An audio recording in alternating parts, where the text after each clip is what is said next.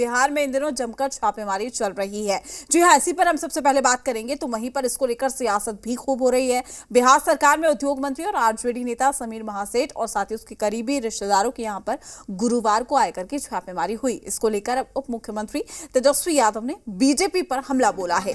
तेजस्वी ने कहा 2024 लोकसभा चुनाव तक बीजेपी विपक्षी नेताओं के यहां इसी तरीके से आयकर और ईडी की छापेमारी करवाती रहेगी। उन्होंने कहा कि बीजेपी को इस बात का डर है कि 2024 में लोकसभा चुनाव ना जीत जाए ये लोग।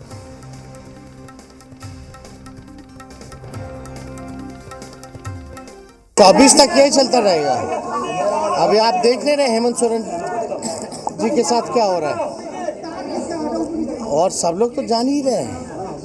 अब कोई नई बात रही है क्या? ये इस पे बार बार टिप्पणी करने का कोई मतलब ही नहीं है। जनता जान रही है क्यों हो रहा है। नहीं, बार-बार आप ही लोग के ऑर्गेनिक फार्मिंग करेंगे तो सिर्फ आपकी ही सेहत ही नहीं बल्कि आपके पैसों की सेहत भी अच्छी रहेगी। ऑर्गेनिक फार्मिंग सीखनी है तो फ्रीडम ऐप को अभी डाउनलोड करो। क्यों हो रही है छापेमारी? आप ही लोग के पास क्यों हो रही है? ऐसा क्यों टारगेट क्यों आपको किया जा रहा है? डर है ना, 24 का डर है कि क्या 24 भाजपा समाप्त क्या भाजपा? तो आपको कोई शक है क्या? तो तेजस्वी यादव के बयान के बाद अब सियासत भी गर्मा गई है। कई दलों ने उनके बयान पर अपनी प्रतिक्रिया जाहिर की है। चलिए आपको सुनाते हैं। तेजस्वी जी ने जो कहा बिल्कुल सही कहा है। अभी हाल के दिनों में केंद्र सरकार ने भारतीय संसद में जो रिपोर्ट उन्होंने सौंपा ईडी का और केंद्र सरकार की कुछ एजेंसी का, चाहे आईटी का, तो जो रिपोर्ट जो सौंपा गया ईडी का, जिसमें हम समझते हैं कि 5422 केस में मात्र 23 केस पर ही दोषी पाया गया, मैंने सही पाया गया, तो यानी 0.5% से भी कम। तो इससे एकदम साफ स्पष्ट होता है कि केंद्र सरकार ईडी का, चाहे आईटी का, चाहे सीबीआई का, इसका जो उपयोग करती है सिर्फ विपक्षी को परेशान करने के लिए करती है। देखिए, डिप्टी चीफ मिनिस्टर ने बिल्कुल सच कहा है। प्रधानमंत्री नरेंद्र मोदी जी का ये राजनीति का हिस्सा है कि अपने विपक्ष के नेताओं को जो उनके खिलाफ ज़्यादा मुखर होते हैं, चाहे वो कांग्रेस के हों, आरजेडी के हों या दूसरे दलों के हों, उन्हें परेशान करने की कोशिश करते रहते हैं। जैसे सरकारी एजेंसियों का दुरुपयोग करते हैं। तो डिप्टी चीफ मिनिस्टर ठीक ही कहा कि 2024 तक इनको सत्ता में रहना है, तब तक इस तरह के हथकंडे अपनाएंगे। लेकिन 24 में इनकी विदाई तय है।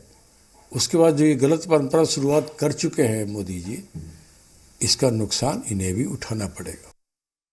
जग जाहिर है कि जहाँ जहाँ बीजेपी सत्ता में नहीं है, जिन राज्यों में, अपने विरोधी दलों के नेताओं के यहाँ अपने 3 जमाई को भेजती है, ईडी, इनकम टैक्स, सीबीआई। तो बराबर हमारे उप मुख्यमंत्री श्री तेजस्वी यादव जी कहते रहे हैं। आप बंगाल देखिए, दिल्ली देखिए, महाराष्ट्र में, सब जगहों पर तो यही काम हो रहा है।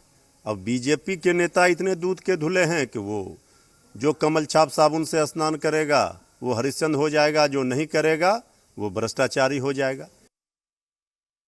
डिप्टी सीएम को शायद जानकारी नहीं है। आपके चैनल के माध्यम से उन्हें आगाज करना चाहता हूँ कि भारतीय जनता पार्टी देश ही नहीं दुनिया की सबसे बड़ी पार्टी है, समुंदर है। और जो डिप्टी सीएम जिन बातों की चर्चा कर रहे हैं उनको अपने पिताजी से पूछना चाहिए। जब गुजराल थे, देवगौड़ा थे, उस समय उनके पिताजी के समर्थन के सरकार थे, तो उनके पिताजी चारा घोटाला में जेल की यात्रा की है।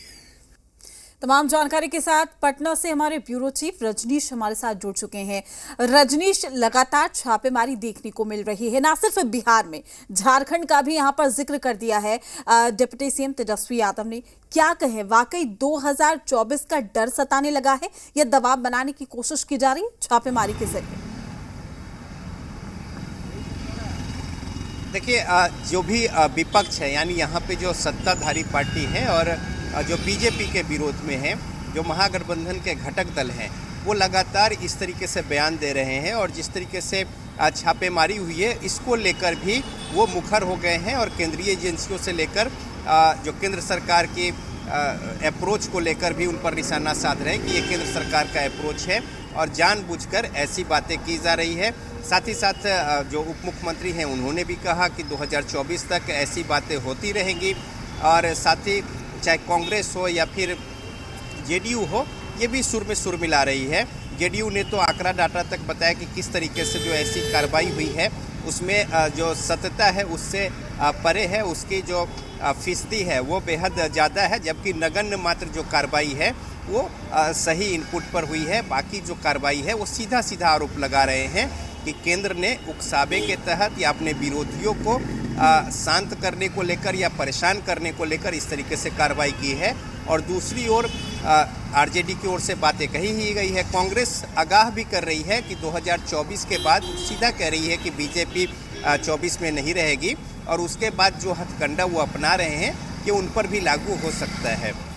तो इस तरीके से जो छापेमारी होती है, चाहे वो जो भी केंद्रीय एजेंसियां हैं, इसको लेकर पक्ष विपक्ष आमने सामने होती हैं और इस तरीके के जो राजनीतिक बयानबाजी है वो देखने को मिल रहे हैं। दूसरी ओर बीजेपी की ओर से स्पष्ट कहा गया कि मनमोहन सिंह के सरकार में पिंजरे में बंद थी चिड़िया जो केंद्रीय एजेंसियां हैं, लेकिन नरेंद्र मोदी की सरकार में इसे पिंजरे को खोल दिया गया है और वो स्वतंत्र तरीके से काम कर रही है। और यही वजह है कि जो ऐसे लोग हैं उनमें छटपटाहट और घबराहट है और इसी की वजह से जो विरोधी लोग हैं वो अनर्गल बयानबाजी कर रहे हैं। तो कुल मिलाकर देखा जाए तो इस मुद्दे मसले को लेकर राजनीतिक बयानबाजी जो है वो तेज़ है और साथ ही साथ जो विपक्ष में है यानी केंद्र के विपक्ष में जो पार्टियां हैं वो ये भी सीधा आरोप लगा रही है कि गैर बीजेपी शासित राज्यों में, चाहे वो बंगाल हो, बिहार हो, झारखंड हो, महाराष्ट्र हो, इन जगहों पर इस तरीके की कार्रवाई हो रही है, जबकि बीजेपी शासित राज्यों में जो केंद्रीय एजेंसियां हैं वो न तो अपना कोई इनिशिएटिव दिखाती है, न कोई ऐसा मामला देखने को मिलता है और इसको लेकर सीधा सीधा ठिकरा जो है वो फोड़ा जा रहा है केंद्र सरकार पर। और कमल छाप साबुन का हवाला दिया जो आरजेडी के प्रवक्ता हैं उन्होंने, और साथ ही साथ कह रहे कि जो बीजेपी में शामिल हो जाए, चाहे वो भ्रष्ट ही क्यों न हो, उनकी छवि साफ सुथरी हो जाती है और जो विरोध में आवाज़ जो है मुखर करता है तो फिर वो भ्रष्ट हो जाते हैं और उनके ऊपर शिकंजा जो है केंद्रीय एजेंसियों का केंद्र के इशारे पर कसा जाता है। इस तरीके से आरोप जो विपक्ष में है बीजेपी के यानी सत्ताधारी पार्टी बिहार में, वो सीधा आरोप जो है लगा रहे हैं और इस तरीके से इस मसले पर राजनीतिक आरोप प्रत्यारोप का सिलसिला जो है वो शुरू है और सवाल जो है कई सारे खड़े किए जा रहे हैं ऐसी कार्रवाई को लेकर विपक्ष की ओर से। जी बिल्कुल रजनीश, और लाजमी है 2024 और साथ ही 2025 तक इसी तरह की सियासत होती रहेगी। ऑर्गेनिक फार्मिंग करेंगे तो सिर्फ आपकी ही सेहत ही नहीं बल्कि आपके पैसों की सेहत भी अच्छी रहेगी। ऑर्गेनिक फार्मिंग सीखनी है तो फ्रीडम ऐप को अभी डाउनलोड करो।